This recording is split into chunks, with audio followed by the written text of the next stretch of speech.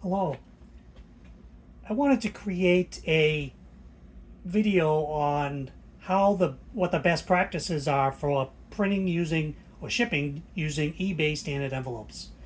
There wasn't a lot of good information online that I could see, and I've shipped quite a few, so I've somewhat perfected the way that I do it.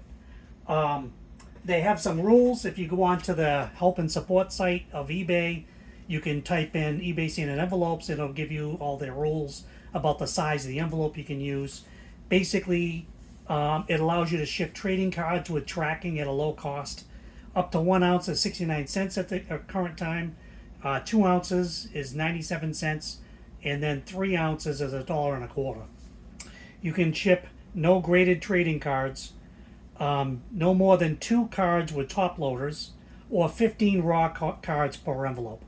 The one that I'm going to be talking about today is really for the ones on top loaders. So I'm going to show you some tricks that I've gone through to get this kind of perfected so that the post office delivers it on a consistent basis. All right, so I have some samples here. There's a couple of cards. It doesn't matter what the trading card is. I think you can go up to $20. I think they cover up to $20. Can't exceed that value kind of thing.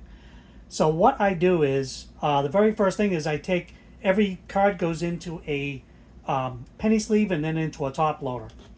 I had problems when I first started doing this, and this is trial by error, is I shipped it in a top loader and a penny sleeve, but just through the act of shipping, the card came back out of it, and I had tape on the side, and the card stuck to the tape and ruined it. I had to refund the buyer, so that's never a good thing. I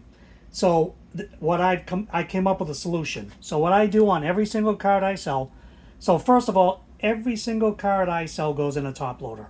This gives it the shipping protection. If it's a dollar card, you have to unfortunately suck it up and put it in a top loader. That's the best way to ship it. The way I was doing it originally was I was sandwiching it into, with just a top loader with cardboard like this, and then putting it in an envelope. What was happening was it was too thick, so it was too many layers. I would then put these stickers on, do not bend and fragile kind of thing, and then the post office takes, when you ship these, they have a gauge that to put these through, and it also has to go through their mailing machines. So if this is too thick, it's going to jam the machine, and they may reject it, and that's what happened to me. So I was putting them in a top loader, sandwiching it within cardboard, taping it down, but that package was so thick that they were rejecting it. So I've perfected a new way of doing it, and it's been working really, really well. So let's start. So the first thing that I do is take every single card, and I put a small piece of, I use painter's tape for everything. It's easy. It doesn't stick as bad. They can take it off. The buyer can pick it up really easy.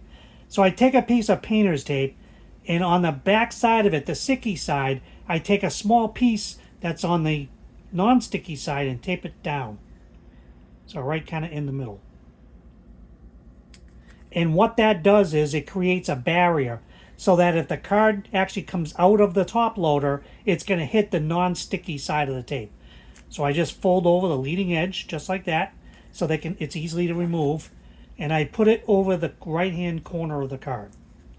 Okay, so what that does is, if that card comes out, it's not going to hit the stickiness of the tape. It's going to hit that barrier that I created. All right, so even if that actually comes out, that's what's going to save you. So I'm going to fold it in a half, in a quarter kind of thing, or third, and then this becomes the pocket to put the card in. So a single card, I'll put it in the middle, or if I have 2 cards like this, I'll put them side by side, tape this one closed as well, put the same thing on there, and then I'll put painter's tape here and on the corners, and then seal it.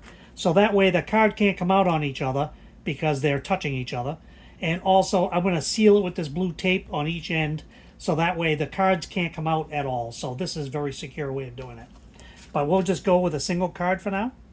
So that's the card. I'm going to put it in place, and then I put little pieces of tape, one on each side of the top loader, and I'm going to fold over the corner. This just makes it easier when the buyer gets it. He can take it off really easy. I don't care what I'm covering over because he can just rip it right off. It comes right off, and you can see what's underneath there. It doesn't technically doesn't ruin it, but the security of the card not moving around is much more important. I put it here, and then I put another piece of painter's tape on the other end, off to the corner. It doesn't matter, and then I fold it in. Once I fold it in, I'm gonna. Now, as you can see right now, this can't go anywhere. The card has been secured. I use content envelopes, so I'm going to put it inside a content envelope.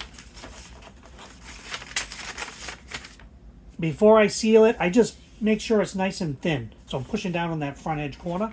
I'm going to, dampen it down.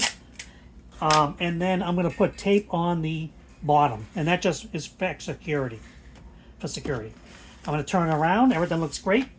And then, pretending this is the packing list, I center that in the middle. I've printed that off of the eBay system, and I'm going to tape it down on both sides. When you tape it down, you want to catch all the edges, so making sure that you're taping it securely all the way around.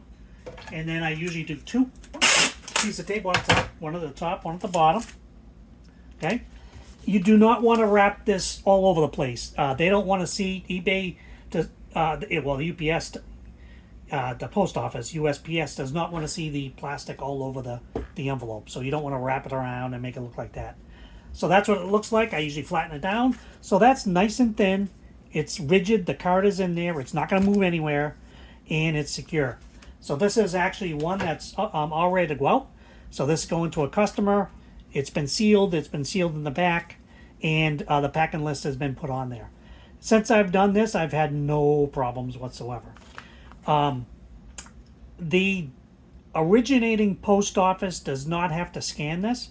So if you drop it off, they don't have to. But when it gets to the next location or the distribution facility, that's usually when it's scanned in. So I know a lot of times when people drop packages off, they have them scan them and so they can get a receipt, but they don't do the eBay standard envelopes.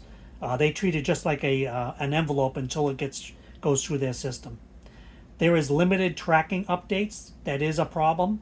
But eventually most of them go to delivered when they deliver them. So for 69 cents, you're shipping your card fairly securely with tracking. So, you can track the progress throughout.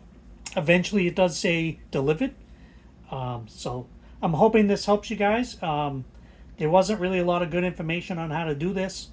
So hopefully that puts it all together. If you like the video, you can like and subscribe to the videos. Thank you.